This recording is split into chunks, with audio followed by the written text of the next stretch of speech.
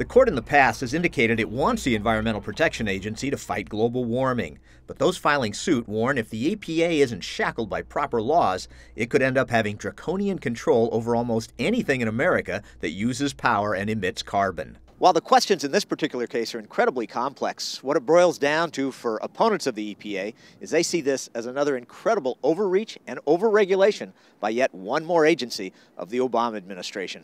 One lawyer fighting the EPA's go-it-alone ways says if America wants to regulate greenhouse gases, its lawmakers alone have the right to create laws for the EPA to enforce.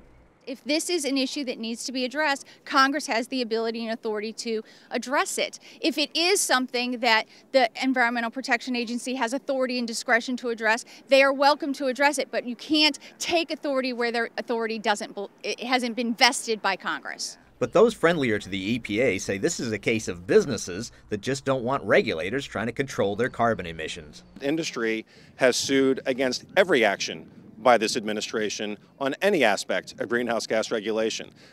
There is nothing, it seems, that industry likes about any aspect of greenhouse regulation. That really is the backdrop. EPA opponents warn this is just another case of an out-of-control administration riding roughshod over its constitutional limits and making its own laws. We certainly have grievous concerns about the overregulation and the declaration of the President of the United States that he's going to use his pen and his phone to accomplish that which he is unable to accomplish through congressional action. The role of the President is to inform Congress and ask Congress to take action. Left to make up its own regulations, critics warn the EPA could someday decide to control carbon emissions by 6.1 million American sources like schools, hospitals, and churches.